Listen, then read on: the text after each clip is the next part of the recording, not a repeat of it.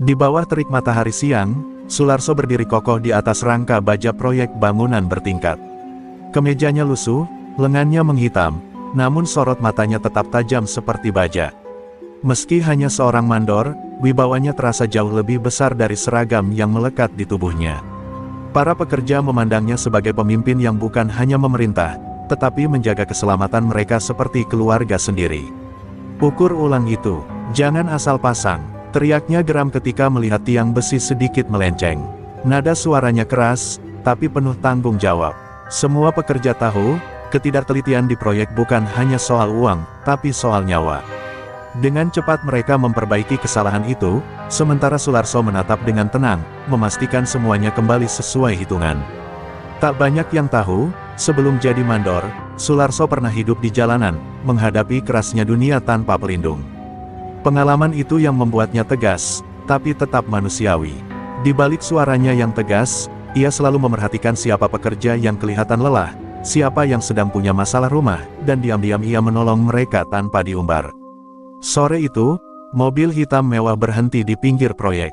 Para pekerja melirik heran, sementara Sularso tetap fokus. Dari dalam mobil keluar seorang pria parubaya elegan, Pak Darmawan, bos besar proyek. Namun mata pekerja lebih terkejut ketika melihat sosok perempuan muda turun dari mobil. Clara, putri tunggal sang bos, berparas anggun dengan senyum ramah yang kontras dengan kerasnya lingkungan proyek. Clara melambaikan tangan pada Sularso, dan mandor itu hanya mengangguk hormat. Meski tak pernah dekat, Clara selalu menghargainya. Ia sering memperhatikan betapa disiplin dan telitinya Sularso mengatur ratusan detail pekerjaan. Ada kekaguman tersembunyi dalam cara Clara menatapnya, meski Sularso tak pernah berpikir terlalu jauh tentang itu. Di sela obrolan singkat dengan sang bos, Pak Darmawan memuji kinerja Sularso. "Kalau bukan kamu, bangunan ini takkan berdiri secepat dan simen ini," ucapnya. Sularso hanya tersenyum tipis, tak terbiasa menerima sanjungan. Baginya, pekerjaan adalah kehormatan, dan kehormatan tak perlu diumbar kata-kata. Saat matahari mulai tenggelam, para pekerja satu persatu berhenti bekerja. Namun Sularso tetap berjalan memeriksa rangka konstruksi, memastikan semuanya siap untuk esok hari. Rasa lelah tak pernah diperhitungkannya bila menyangkut tanggung jawab. Di kejauhan, Clara menatapnya dari dalam mobil, seolah menyadari bahwa lelaki sederhana itu menyimpan sesuatu yang jauh lebih besar dari sekadar jabatan mandor. Tanpa ia sadari, rutinitas dan ketangguhannya hari ini adalah awal dari perjalanan epik yang akan mengguncang hidupnya. Sebuah badai sedang mendekat, dan takdir akan memaksa Sularso keluar dari batas dunia beton dan baja, memasukkannya ke dalam medan yang jauh lebih gelap, penuh bahaya, dan jauh dari apapun yang pernah ia bangun dengan kedua tangannya. Malam itu setelah para pekerja pulang, Sularso masih duduk di ujung rangka bangunan, menyalakan rokok tipis sambil memandang lampu kota dari ketinggian. Ia tak menyadari bahwa Clara belum pergi. Gadis itu mendekatinya, langkahnya pelan agar tidak mengejutkan. "Kamu selalu terakhir pulang ya?" tanyanya lembut. Sularso menengok, sedikit kaku, ia tak terbiasa berbicara santai dengan putri bos seperti Clara. Clara duduk di sampingnya, angin sore membelai rambutnya yang panjang. "Aku selalu kagum melihatmu bekerja," ucapnya tanpa basa-basi. Sularso terdiam, tak tahu harus menanggapi pujian itu. Di dalam dirinya ada jarak yang ia ciptakan sendiri. Clara adalah dunia berbeda, sedangkan ia hanya bagian dari fondasi bangunan yang ia dirikan. Namun senyum tulus Clara meluruhkan sebagian dinding batinnya. Percakapan keduanya sederhana, tapi meninggalkan sesuatu. Clara bercerita tentang masa kecilnya yang dihabiskan di luar negeri dan keinginannya membangun Indonesia yang lebih modern. Sularso hanya menyimak, sesekali menjawab singkat, tetapi diam-diam ia terkesan dengan keberanian dan ketulusan gadis itu. Ada aura kehangatan yang jarang ia jumpai pada orang berkelas. Hubungan mereka tak pernah diungkapkan atau diumbar, hanya berupa saling menghormati dan kepedulian kecil. Clara sering datang diam-diam membawakan kopi es untuk para pekerja, membuat buruh tertawa dan merasa dihargai. Sularso mengamati dari jauh, tanpa pernah mengaku bahwa ia senang melihatnya di sana. Ia takut persahabatan mereka salah dimaknai, namun ia tak bisa menyangkal betapa kehadiran Clara memberi warna pada hari-harinya. Suatu sore, Pak Darmawan memanggil Sularso ke ruangannya. Wajah sang bos sedikit murung, tetapi ia menyembunyikannya dengan senyum profesional. "Terima kasih sudah menjaga Clara setiap dia ke sini," ujarnya. Sularso hanya mengangguk sopan, tak tahu bahwa kata-kata itu kelak akan menjadi kenyataan yang jauh lebih besar dari sekadar ucapan terima kasih. Hari berikutnya, angin proyek terasa berbeda. Clara tak muncul seperti biasanya. Pak Darmawan jarang terlihat, pertemuan mendadak berlangsung dengan wajah-wajah asing berjas hitam. Sularso merasakan firasat tidak enak, namun ia menahan diri, itu bukan urusannya, pikirnya. Ia kembali fokus pada pekerjaannya, mengabaikan rasa penasaran yang mengganggu. Namun gelisah itu justru tumbuh, seperti suara samar yang berbisik ketidakberesan. Malamnya, ketika sendirian di bangunan setengah jadi, ia teringat percakapan singkat dengan Clara, tentang dunia yang penuh intrik dan kekuasaan. Kadang orang jahat berada lebih dekat dari yang kita kira, ucap Clara saat itu. Kata-kata itu menggema dalam kepalanya, membuat dadanya terasa berat. Ia tidak tahu bahwa mulai malam itulah garis hidupnya bergeser. Kedekatan tak terduga yang lahir tanpa rencana ternyata adalah ikatan yang segera menuntut keberanian, lebih dari apapun yang pernah ia lakukan di atas proyek baja. Sularso hanya tahu satu hal, apapun badai yang akan datang, ia tak akan membiarkan siapapun menyakiti orang yang pernah menatapnya dengan hormat dan kehangatan tulus. Hujan turun deras malam itu, seakan langit sengaja menutupi sesuatu yang kelam. Ponsel Sularso bergetar saat ia baru saja hendak tidur. Sebuah pesan singkat masuk, dari nomor tak dikenal. Clara, hilang. Jantungnya seketika berdegup keras, ia terpaku beberapa detik sebelum buru-buru mengenakan jaket dan berlari keluar rumah. Ia tidak sempat bertanya siapa si pengirim, nalurinya hanya tahu satu hal, bahaya telah tiba. Ketika sampai di rumah Pak Darmawan, suasana kacau. Aparat kepolisian berkeliaran, lampu merah biru sirene memantul di dinding gedung. Pak Darmawan duduk di sofa, wajahnya pucat, tangannya gemetar memegang foto Clara. Sularso mendekat, namun sang bos hanya mampu berkata pelan, mereka menculiknya. Dan setelah itu, ia tak lagi sanggup menahan air mata seorang ayah. Kepala polisi menjelaskan bahwa Clara diculik sesaat setelah mobilnya meninggalkan proyek. Peristiwa berlangsung cepat, profesional, tanpa jejak. Pengculik meninggalkan pesan video singkat, Clara dalam ruangan gelap, mata tertutup, tangan terikat.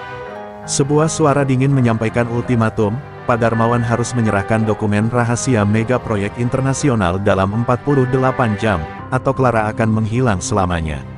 Sularso mengepalkan tangan, amarah dan ketidakberdayaan berperang di dadanya. Ia hampir menerjang pimpinan polisi yang terdengar datar dan dingin ketika berbicara. Kami akan tangani ini, kata sang petugas, namun Sularso melihat sorot mata penuh kebosanan, seolah ini hanyalah kasus biasa. Naluri jalanannya membisikkan sesuatu. Yang gelap, sistem tidak akan menyelamatkan Clara, ada sesuatu yang jauh lebih besar membungkam para aparat. Malam itu Sularso berdiri di luar rumah besar Pak Darmawan, memandangi hujan turun seperti tirai air yang mengaburkan pandangan. Ia teringat Clara duduk di sebelahnya di rangka bangunan, bercerita tentang cita-cita membangun negeri. Bayangan senyum itu membuat dadanya perih, bagaimana mungkin seseorang sebaik itu dipaksa menderita oleh tangan keji yang tak terlihat. Ketika polisi dan penjaga pergi, rumah menjadi sunyi. Pak Darmawan menatap Sularso dengan mata merah dan suara pecah. Kau selalu menjaganya, Sularso, sekarang aku tak tahu harus percaya siapa. Sularso tidak menjawab, namun kata-kata itu menusuk dalam, seolah amanah tanpa suara telah diletakkan di pundaknya. Ia bukan siapa-siapa, tapi entah kenapa, ia merasa bertanggung jawab. Di kamar sempit rumah kontrakannya malam itu, ia duduk di lantai, membuka kembali pesan misterius di ponselnya. Tidak ada identitas, hanya dua kata, Clara hilang. Ia membaca ulang berkali-kali, mencoba menafsirkan maksudnya, si pengirim tahu ia akan bergerak. Tatapannya mengeras, ia mengerti bahwa ini bukan penculikan biasa. Ini adalah pesan perang. Dan di detik itu juga ia tahu, orang seperti Clara tidak akan kembali jika ia hanya menunggu polisi bergerak. Dunia gelap telah menyeretnya masuk, dan satu-satunya cara untuk mengambilnya kembali adalah menyelami kegelapan itu sendiri. Sularso mengepalkan tangan, ia bukan detektif. Bukan tentara, tetapi ia akan mencari Clara, meski harus mengorbankan dirinya. Pagi setelah penculikan itu, proyek konstruksi yang biasanya riuh mendadak sunyi seperti kota mati. Para pekerja saling bertanya, tetapi tak ada yang benar-benar tahu apa yang terjadi. Sularso berdiri di tengah area proyek, memandang kren besar yang diam seperti raksasa tak bernyawa. Hatinya tak tenang, ia merasa seluruh hidup yang dibangunnya pelan-pelan runtuh tanpa suara. Pak Darmawan tak muncul seperti biasanya. Hanya datang kabar singkat bahwa semua kegiatan proyek ditunda sampai waktu yang tidak ditentukan.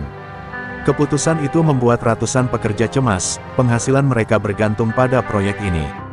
Namun Sularso lebih terpukul oleh alasan tersembunyi di balik keputusan tersebut. Clara, gadis yang membawa terang ke proyek ini, kini berada di tangan orang-orang tak dikenal. Di kantor sementara proyek, Sularso duduk di kursi tua sambil memegang kepala. Ponselnya terus bergetar, pesan dari para pekerja menanyakan apa yang terjadi. Ia tak sanggup menjawab. Ia merasa gagal, seolah amanah yang pernah terucap dari mulut Pak Darmawan benar-benar jatuh pada pundaknya, namun ia tak bisa berbuat apa-apa. Gambar wajah Clara terikat dalam video ancaman terus menghantui pikirannya. Siang hari, polisi kembali mendatangi proyek, kali ini dengan rombongan lebih besar. Tapi suasana mereka seperti sandiwara, mereka memotret, bertanya formalitas, lalu pergi tanpa arah yang jelas. Sularso menguping dua polisi yang berbicara di samping mobil patroli. Kasus besar ini bukan buat kita, bro. Ini mainan orang atas. Kalimat itu membuat aliran darahnya mendidih. Clara bukan mainan, ia manusia. Malam hari, Sularso berjalan menyusuri jalanan kota yang lengang. Ia tidak tahu kemana harus melangkah, tetapi nalurinya mendorongnya untuk tidak pulang. Ia merasa ada mata-mata yang mengawasinya, namun ia tak peduli. Ketika lampu jalan memantulkan bayangannya di aspal basah, ia seperti melihat dirinya sendiri, lelaki biasa yang terburai oleh takdir yang terlalu besar untuk dipikulnya. Di tengah langkahnya, ia menerima telepon dari nomor asing. Suara serak di seberang berkata singkat, "Jika kau ingin menyelamatkannya, jangan percaya polisi.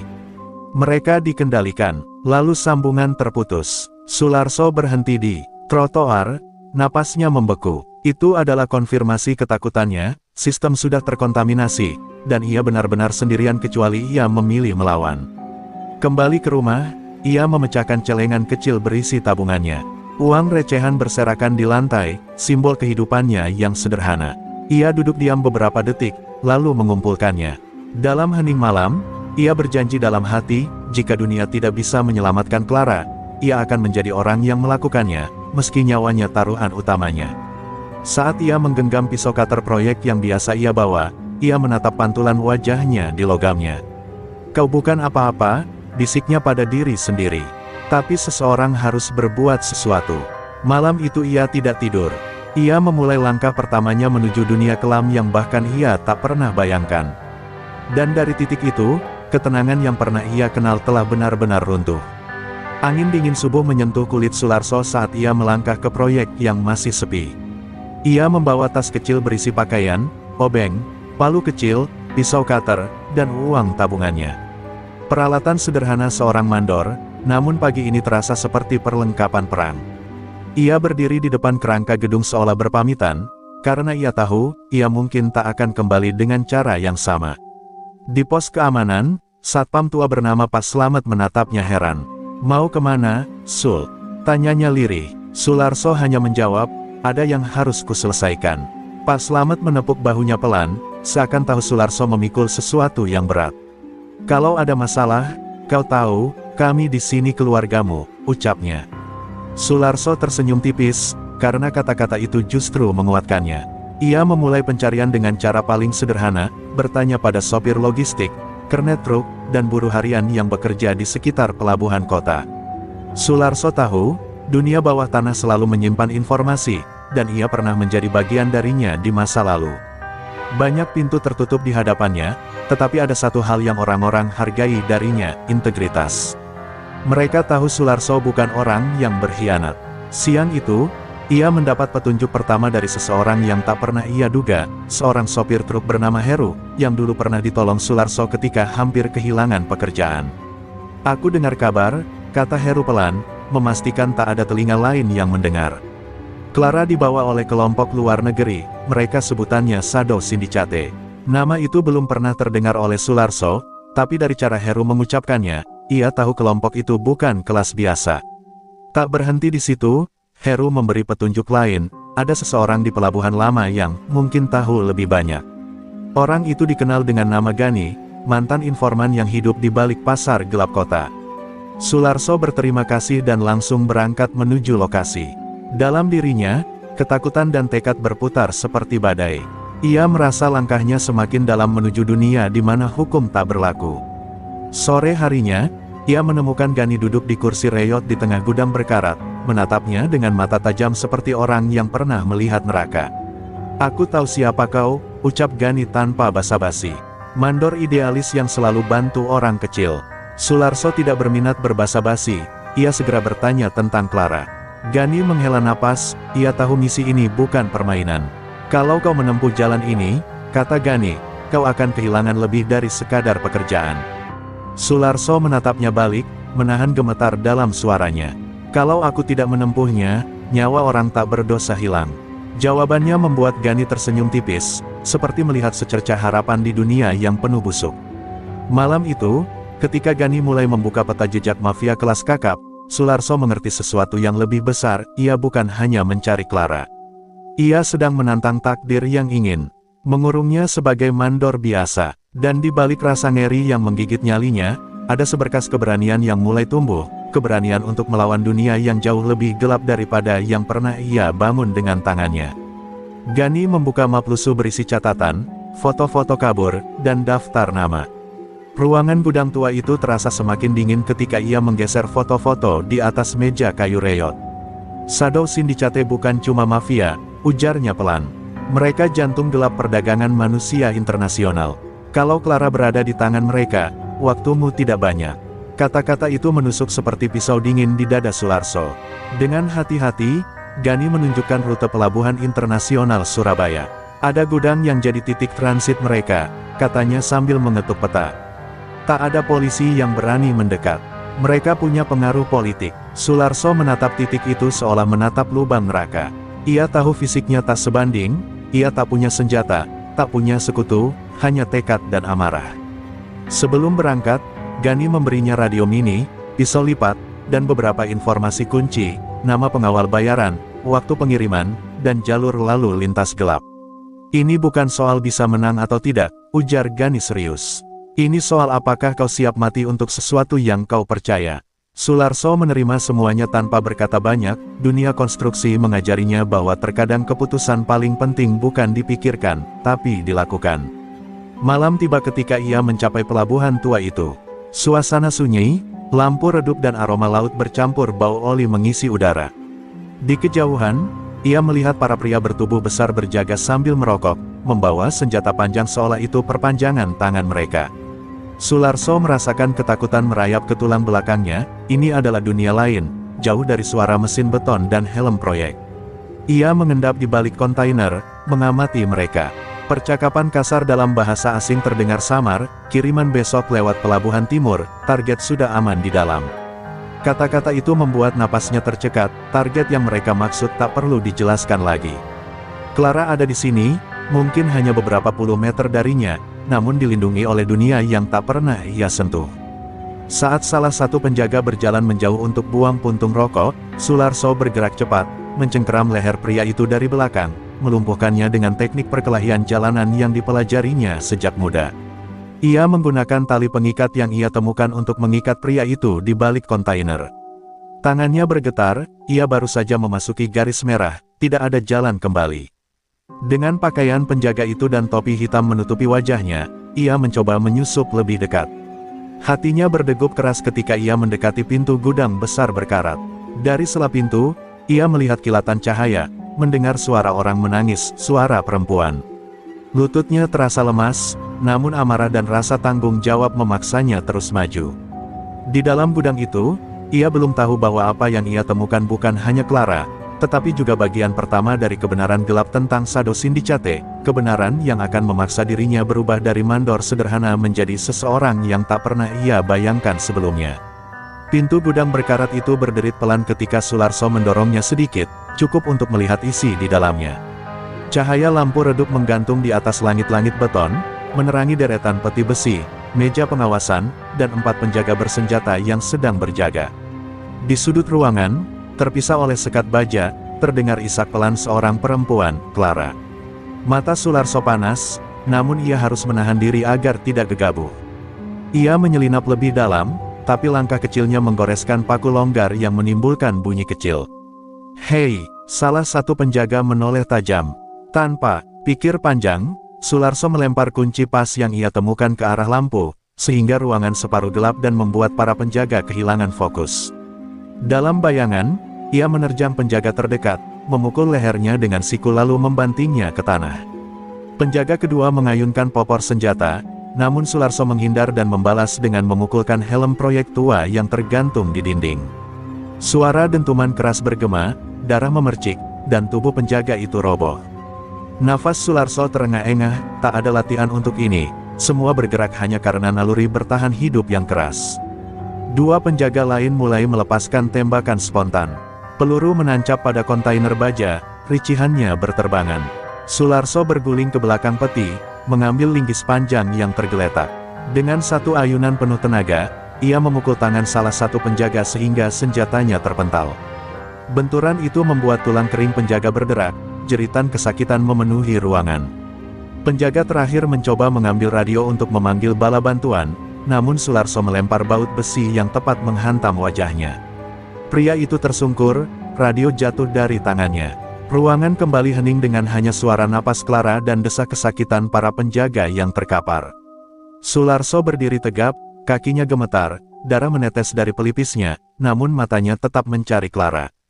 Ia berlari ke arah sekat baja, memukul gembok dengan linggis sampai logam itu pecah. Clara terisak dan langsung runtuh ke pelukan Sularso. "Aku tahu kau akan datang," ucapnya lirih. Sularso hendak menjawab, tapi langkah kaki berat menggema dari pintu belakang gudang, lebih banyak penjaga datang.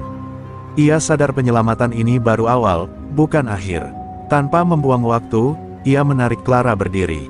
"Kita harus keluar dari sini," katanya sambil memapahnya.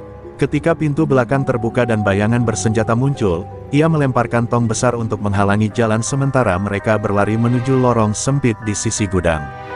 Peluru kembali meledak di udara, memantul di besi dan beton, namun Sularso tidak berhenti, keberanian telah menguasai rasa takutnya. Dalam kegelapan lorong pelabuhan, Clara memegang tangannya erat-erat. Sularso merasa beratnya amanah itu, namun juga menemukan sesuatu yang tumbuh di dirinya, kemampuan bertahan, menghadapi, dan melawan. Pertarungan pertama itu tanpa senjata modern, hanya alat proyek yang keras dan tekad seorang mandor. Tapi itu cukup untuk membuktikan satu hal, ia mampu bertarung lebih dari yang ia bayangkan. Di dalam gudang redup itu, langkah Sularso bergema pelan. Aroma oli dan besi tua bercampur menjadi kabut tegang. Di sudut ruangan, ia melihat bayangan seseorang berdiri menghadap pintu besi besar. Sularso merapatkan pegangan pada batang besi di tangannya. "Karin," panggilnya pelan, berharap ia menemukan gadis itu. Tapi sosok itu berbalik, dan bukan wajah Karin yang ia lihat. Yang berdiri di hadapannya adalah Danu, pengawas proyek yang selama ini tampak paling loyal, tangan kanan Pak Bram. Wajahnya tak lagi ramah, melainkan dingin dan penuh senyum angkuh. "Aku sudah menunggumu," katanya pelan. Sularso tertegun, apa yang ia lihat? Danu, pria yang selalu membelanya di kantor, ternyata di sini, bersama musuh.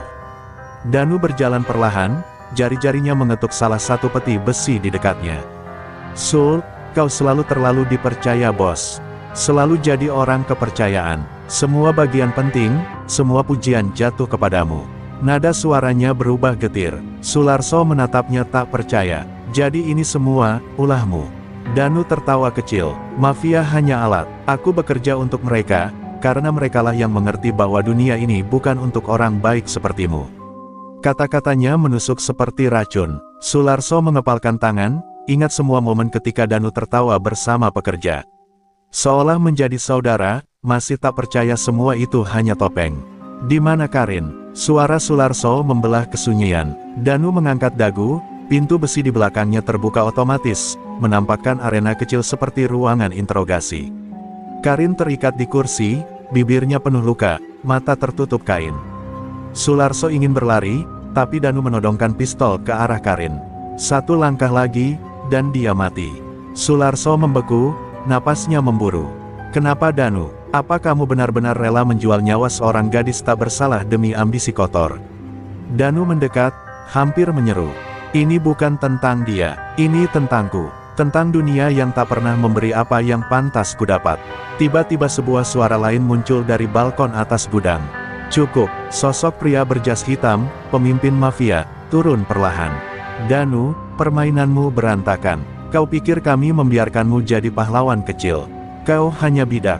Danu menoleh panik, wajahnya memucat ketika dua penjaga mendekat, merampas pistolnya. Saat Danu berlutut dipukul ke tanah, ia menatap Sularso dengan mata penuh kebencian bercampur ketakutan. Kau akan mati di sini, Sul. Jika bukan olehku, maka oleh mereka. Tetapi Sularso hanya melangkah maju, pandangannya tak bergeser dari Karin. Aku tak mati untuk ambisi orang seperti kamu, ucapnya dingin. Malam itu, kebenaran terungkap, musuh bukan hanya mafia, melainkan pengkhianatan dari orang terdekat, dan perang baru saja dimulai. Setelah kejadian di gudang 47, Sularso dibawa diam-diam oleh pasukan khusus yang dipimpin Gani, mantan anggota Intel yang kini bergerak bebas tanpa afiliasi negara. Mereka membawa Sularso ke markas persembunyian di pegunungan, tempat para agen bayangan dilatih. Nafas Sularso masih berat, pikirannya dipenuhi wajah Karin, namun saat melihat Gani berdiri menunggunya dengan tangan bersilang, ia tahu waktu untuk meratap sudah habis. Jika kau ingin menyelamatkannya, kata Gani dingin, kau harus berubah. Tak ada pilihan lain. Dari hari itu, kehidupan Sularso berubah menjadi neraka pelatihan. Pagi dimulai sebelum matahari muncul, lari melewati hutan, push up di lumpur, dan latihan pernapasan untuk menahan rasa sakit. Tubuhnya yang selama ini hanya bekerja keras di proyek kini ditempa menjadi mesin bertahan hidup. Setiap sore, Gani mengajarinya teknik pertarungan jarak dekat. Jangan andalkan otot, andalkan pikiranmu, ujar Gani sambil menghindari pukulan Sularso dan menjatuhkannya dalam satu gerakan. Rasa frustrasi membakar dirinya, tapi ia selalu bangkit. Kalau jatuh sekarang, Karin mati, bisiknya pada diri sendiri, mantra yang membuatnya terus berdiri. Kemudian datang pelajaran membaca pola gerak. Gani memasang sejumlah layar, menampilkan rekaman kamera CCTV gudang 47. Belajar membaca langkah kaki, bahu, dan tatapan lawan. Itu memberitahu serangan mereka sebelum terjadi. Sularso mengamati, berkali-kali salah menebak, tapi lambat laun matanya mulai melihat ritme tersembunyi. Dunia pertarungan bukan lagi sekadar kekuatan, melainkan strategi. Malam hari, Gani memberikan pelatihan menembak. Senjata bukan kekuatan, senjata adalah tanggung jawab, tegasnya sambil menyerahkan pistol. Tangan Sularso gemetar memegangnya. Ia belajar menahan napas, memusatkan pikiran, mengukur jarak. Peluru pertamanya meleset jauh. Namun seminggu kemudian, ia menembak sasaran bergerak mengenai titik vital. Gani hanya mengangguk kecil, tanda pengakuan diam-diam. Lambat laun, tubuh Sularso berubah. Refleksnya menjadi cepat, instingnya tajam, dan kepercayaan diri tumbuh dalam diam. Namun pelatihan mentallah yang paling menyakitkan. Gani menempatkannya dalam ruangan gelap dan memaksa Sularso menghadapi ketakutannya sendiri.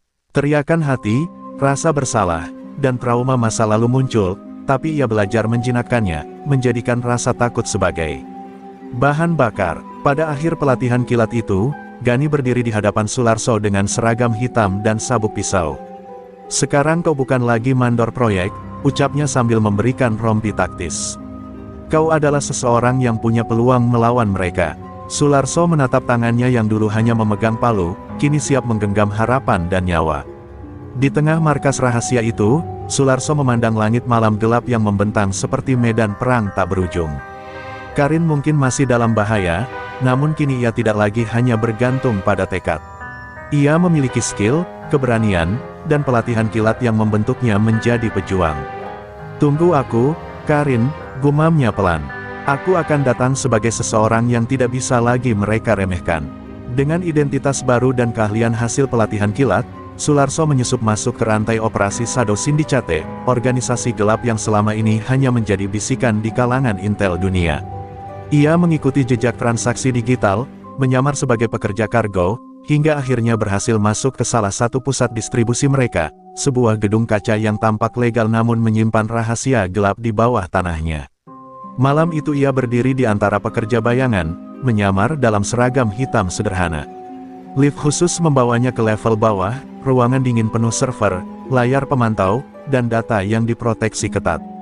Di layar-layar itu terpampang grafik, daftar nama, dan kode transaksi yang menghubungkan perusahaan besar, pejabat pemerintahan, bahkan agensi internasional. Sularso menelan ludah, dunia gelap ini jauh lebih besar daripada sekadar penculikan Karin. Ketika ia menyelinap lebih dalam, ia menemukan ruang konferensi tertutup kaca gelap. Di dalamnya beberapa pria berkemeja mahal berdiskusi dingin. Pengiriman manusia rute Pasifik berlangsung lancar, proyek hibah pembangunan hanyalah kamuflase, kata salah satu. Sularso menggenggam rahangnya, jadi proyek yang dibiayai bosnya ternyata terkait jaringan korupsi global yang melibatkan perdagangan manusia. Ia mengambil foto, merekam percakapan, dan menyalin data ke perangkat kecil di sakunya. Namun saat hendak pergi, pintu otomatis berbunyi.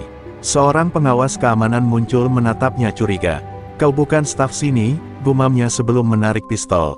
Sularso bergerak refleks, hasil latihan Gani, meraih pergelangan senjata itu, memutar tubuh pengawas, dan menjatuhkannya dalam satu gerakan cepat. Nafasnya memburu, penyamaran hampir jebol. Ia bergegas ke ruang arsip yang dipenuhi kotak dokumen bertanda simbol naga, lambang Shadow Syndicate. Di sana ia menemukan file bertuliskan nama Karin. Subjek, garansi politik, terbaca dalam laporan. Artinya, Karin dijadikan sandera guna mengendalikan ayahnya, bos proyek, agar tunduk pada agenda gelap mereka. Sularso memukul dinding keras, betapa dalam permainan keji ini. Alarm berbunyi, mayat pengawas ditemukan. Lampu ruangan beralih ke merah. Sularso melompat ke saluran perawatan ventilasi, merangkak cepat sementara pasukan bersenjata menyisir area. Ia mendengar mereka bicara melalui radio, ada infiltrator, kemungkinan agen profesional. Sularso tersenyum pahit, pelatihannya berhasil, mereka tak pernah mengira ia dulu hanyalah mandor bangunan. Keluar dari ventilasi, ia mencapai dermaga belakang markas, perahu cepat berjaga. Ia mengambil satu saat tembakan mulai meletus di belakangnya. Mesin menyala, suara motor mengoyak air malam. Dari kejauhan, markas megah itu menyusut seperti monster yang gagal menangkap mangsanya. Tapi Sularso tahu, ini baru permukaan. Shadow Syndicate bukan hanya musuh bersenjata, tetapi jaringan raksasa yang merusak dunia dari balik tirai. Di atas perahu yang melaju, angin memukul wajahnya. Data di sakunya terasa berat, seperti beban ribuan nasib. Namun di balik semua kebusukan itu, satu hal tetap jadi pusat misinya, Karin. "Aku tahu siapa kalian," gumamnya dalam hati. "Dan aku akan membongkar kalian satu persatu." Pelabuhan malam itu tampak sunyi, namun Sularso tahu kesunyian hanya selimut tipis menutupi badai besar. Dengan data Shadow Syndicate di tangannya, ia kembali menyusup ke kawasan industri tempat Karin diduga dipindahkan. Angin laut membawa bau bahan bakar dan karat, sementara lampu pelabuhan berkelip seperti mata pengintai. Sularso bergerak dalam diam, mengira ia memiliki advantage, namun ia tak tahu bahwa malam itu akan berubah menjadi neraka.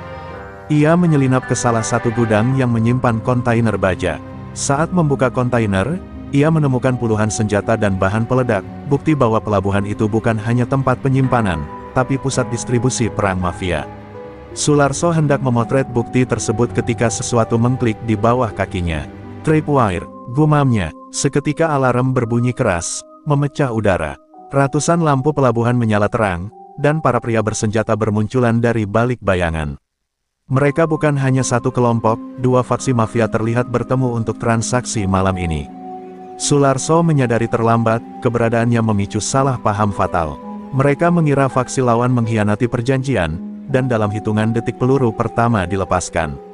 Perang pecah, ledakan besar mengguncang gudang, kontainer meledak, api menjalar cepat ke area bahan bakar. Sularso berlari menghindar, pecahan besi beterbangan dan debu panas menghantam wajahnya. Suara teriakan, sirine, dan tembakan berbaur menjadi simfoni kehancuran. Ia berlindung di balik forklift, mencari celah keluar sambil menahan napas agar tidak tercium asap beracun. Tiba-tiba sebuah truk besar melaju liar, hampir menabraknya. Ia melompat ke samping tepat waktu, tubuhnya berguling keras di aspal. Dari balik kendaraan, ia melihat sekelompok orang membawa kontainer kecil, Karin mungkin ada di dalam salah satunya. Tanpa ragu, ia mengejar mereka di tengah baku tembak yang semakin brutal. Pelabuhan kini berubah menjadi labirin kematian. Sularso melihat para mafia saling membantai, tak lagi peduli siapa musuh sesungguhnya. Api menjilat langit malam, menerangi wajah tegang dan darah. Dari kejauhan, sebuah gudang raksasa mulai runtuh setelah ledakan kedua. Sularso menutupi kepala, merasakan angin panas menerjang tubuhnya. Ia akhirnya berhasil mendekati truk yang memuat kontainer kecil. Saat melompat ke bak belakang, seseorang menendangnya keluar. Dua pria bertopeng menghadang, bersenjatakan parang panjang. Pertarungan sengit terjadi di atas metal yang bergetar. Sularso mengandalkan pelatihan Gani, menghindari tebasan dan memukul titik saraf lawan hingga mereka terjatuh ke aspal. Namun kemenangan kecil itu hanya sementara. Truk melaju keluar pelabuhan dengan kecepatan tinggi, sementara gudang di belakangnya meledak hebat, menerangi laut seperti matahari malam. Sularso memantapkan diri, berpegangan pada pintu kontainer sambil berusaha membukanya. "Karin, bertahanlah," teriaknya dalam hati. Malam itu, penyergapan yang ia rencanakan berubah menjadi perang besar, dan ia terjebak di tengahnya. Truk berhenti mendadak di sebuah galangan kapal tua. Pagar baja berkarat menutup area itu seperti arena gladiator tersembunyi. Dari kabut asap dan api pelabuhan, seorang pria bertubuh besar berjalan perlahan, mantel panjangnya berkibar terkena angin malam. Dialah Vargas, legenda gelap yang membuat mafia di seluruh benua tunduk. Tatapannya dingin, seolah melihat kematian sebagai rutinitas. Sularso turun dari truk, napasnya memburu. "Lepaskan Karin," ucapnya keras. Vargas tertawa kecil sambil mengisap cerutu. "Mandor bangunan yang jadi pahlawan.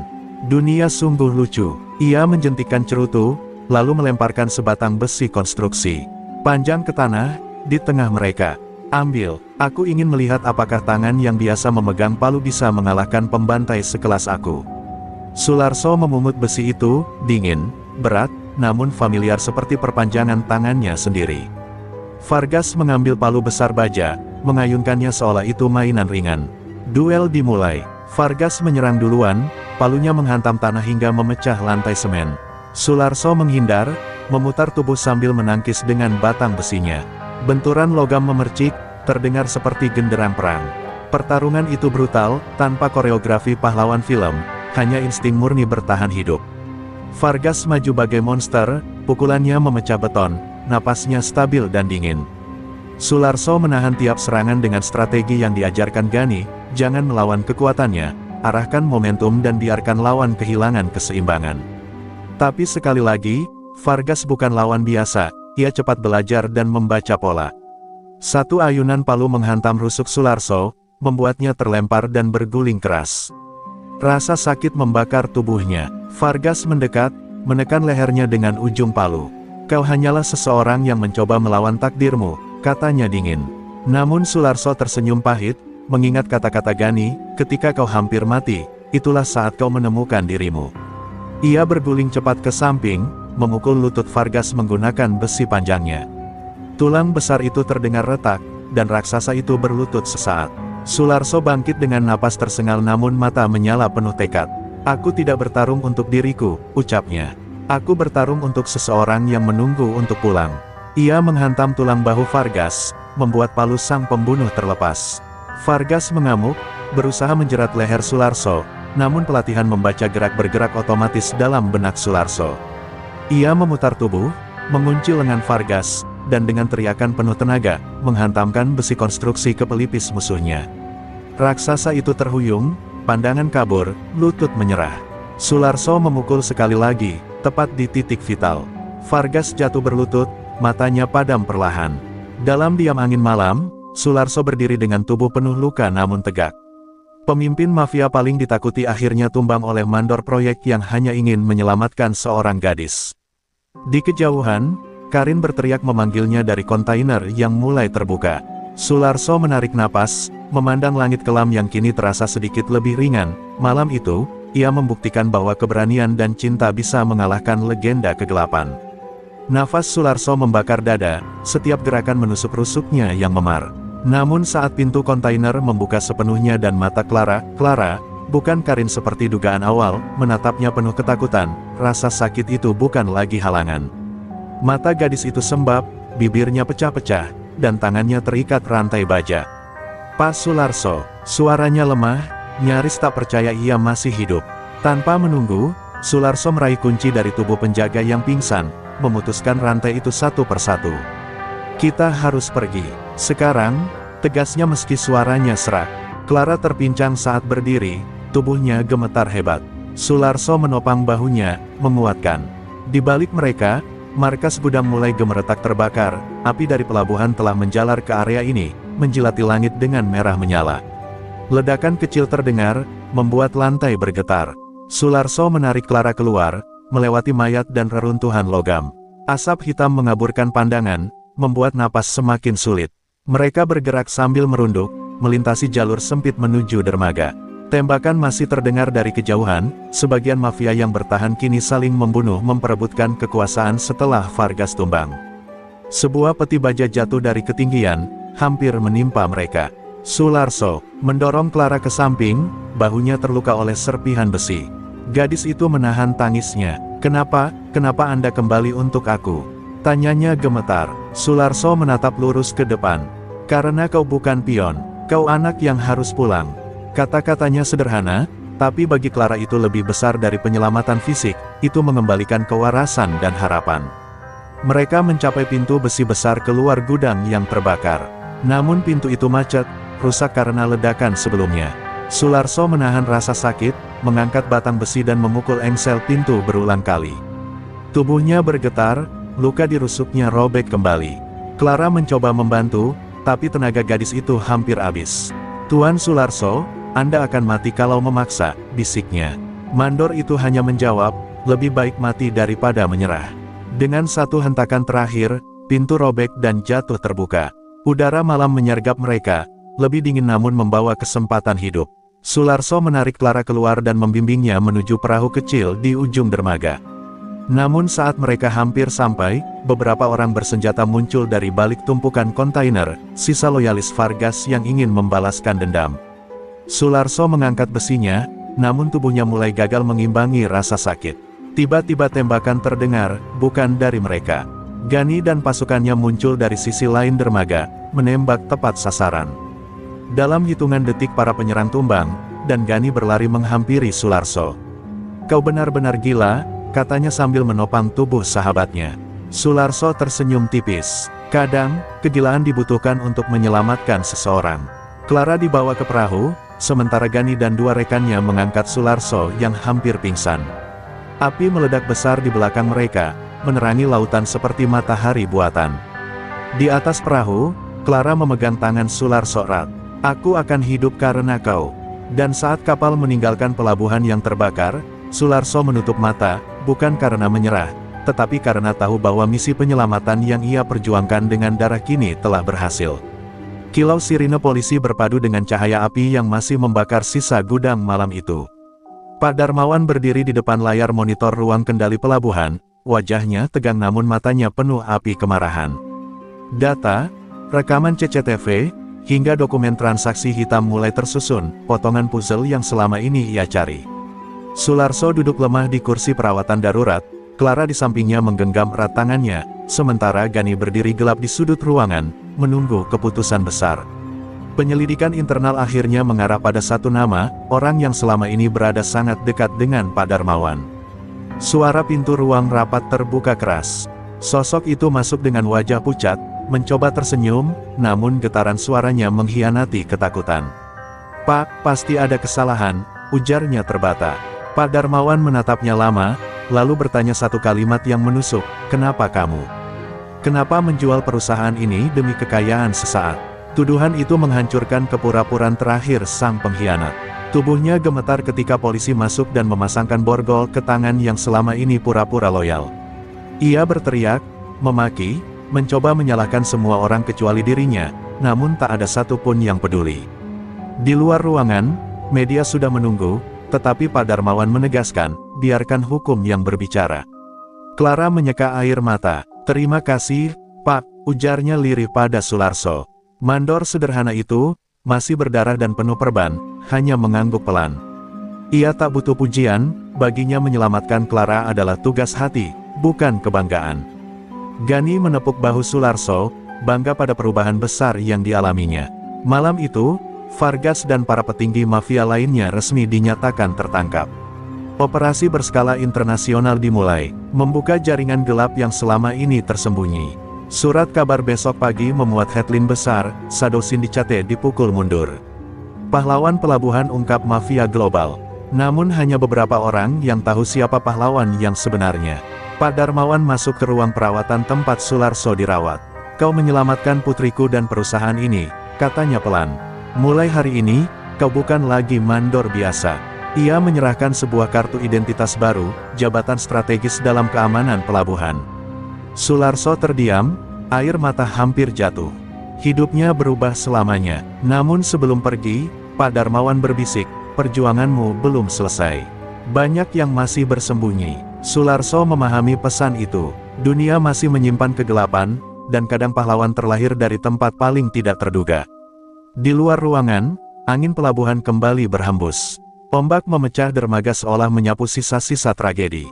Clara menatap laut bersama Sularso dan berkata, "Mungkin ini awal yang baru," dan untuk pertama kalinya, sang mandor tersenyum. Babak lama telah ditutup, namun kisahnya baru saja dimulai. Pagi itu, matahari menyapu pelabuhan dengan cahaya hangat kemasan. Pekerja mulai berdatangan, namun suasananya berbeda, lebih tenang, lebih penuh rasa hormat. Di pintu gerbang proyek besar yang baru dibangun ulang, Sularso melangkah kembali dengan helm kuning lamanya. Bekas luka masih tampak di wajah dan lengannya, namun sorot matanya jauh lebih tajam daripada dulu. Ia bukan sekadar mandor lagi, namun tak seorang pun mendengarnya membanggakan apapun. Saat ia tiba di lapangan, para pekerja berhenti sejenak. Mereka menatapnya, lalu satu persatu menunduk hormat. "Selamat datang, Pak Sularso," ujar mereka. Bahkan para sopir truk dan buruh angkut yang dulu sering mengabaikannya, kini berdiri tegak memberi salam. Sularso hanya tersenyum kecil dan berkata, "Kita masih punya bangunan untuk didirikan. Ayo, lanjut bekerja." Rendah hati seperti biasa, di balik layar, dunia lain membicarakannya dalam bisikan. Aparat bayangan, intelijen internasional, hingga pihak keamanan pelabuhan menyebutnya Ruh Besi, sosok yang mengguncang jaringan mafia global dan bertahan hidup dari duel melawan pembunuh legendaris. Namun Sularso menolak gelar itu. Baginya, menjadi mandor yang memimpin dengan teladan lebih berarti daripada menjadi tokoh misterius yang diagungkan dalam bayang-bayang. Pak Darmawan sesekali mengunjunginya, menawarkan posisi, komisi besar, bahkan pelatihan luar negeri. Namun Sularso selalu menolak hal-hal yang berlebihan. "Saya hanya ingin bekerja di tanah saya," katanya. Ia tahu dirinya bisa menjadi apapun, mungkin komandan satuan elit atau agen bayangan, namun ia memilih pulang ke kerumunan buruh, karena di sanalah jati dirinya tumbuh. Di tengah proyek, Clara datang diam-diam membawa kotak makan. Ia duduk bersamanya di tepi truk pasir, memandang kesibukan para pekerja. "Semua memanggilmu legenda," katanya sambil tersenyum hangat. Sularso menjawab pelan, "Legenda tak membangun apa-apa. Mandor membangun masa depan." Clara tertawa kecil, bangga sekaligus terharu. Tak lama, kabar beredar bahwa beberapa petinggi bersih-bersih mulai meminta saran kepada Sularso mengenai keamanan proyek dan etika kerja. Ia menjadi panutan, bukan karena wewenang, tapi karena keberanian dan ketulusannya. Setiap arahan yang ia berikan selalu sederhana, hormati pekerja, lindungi nyawa, jujur dalam setiap fondasi. Pada suatu sore, ketika kren terakhir berhenti dan langit berubah jingga, para pekerja berkumpul tanpa diminta. Mereka memberikan helm baru, dengan tulisan kecil di belakangnya, "Sularso, legenda yang tetap membumi." Sularso terpaku sejenak, lalu menerima helm itu dengan mata berkaca-kaca. Tidak ada tepuk tangan, tidak ada pesta, hanya keheningan penuh makna. Di pelabuhan, Jawa Timur, nama Sularso menjadi kisah bisik-bisik yang tak pernah pudar. Para anak magang mendengarnya sebagai cerita motivasi, para sopir memperbincangkannya saat menunggu bongkar muat, dan para petinggi menggunakannya sebagai teladan moral. Namun di ujung dermaga, sosok itu tetap berdiri sederhana, memandang horizon dan siap bekerja esok hari. Karena bagi Sularso, menjadi legenda bukanlah soal dikenang, melainkan terus bergerak, terus membangun, dan tetap menjadi manusia biasa yang berani menjadi luar biasa. Terima kasih telah menonton dan menemani perjalanan kisah kami di channel Pelayan Surga. Setiap like, komentar, dan dukungan dari kalian adalah cahaya yang menyemangati kami untuk terus berkarya. Semoga kebaikan, keberanian, dan kebijaksanaan selalu menyertai langkah kalian setiap hari. Jangan lupa terus dukung channel Pelayan Surga dengan like, komentar, dan subscribe, agar kita bisa terus menghadirkan cerita inspiratif, penuh aksi dan pelajaran hidup yang berharga. Semoga setiap kisah yang kami bagikan membawa manfaat, motivasi, dan kebahagiaan bagi kalian semua. Doa terbaik kami untuk kalian, semoga Allah Subhanahu wa Ta'ala senantiasa melindungi, memberkahi, dan menuntun setiap langkah kalian menuju kebahagiaan, keselamatan, dan kesuksesan. Tetaplah berani, tetaplah beriman, dan terus sebarkan kebaikan dimanapun kalian berada.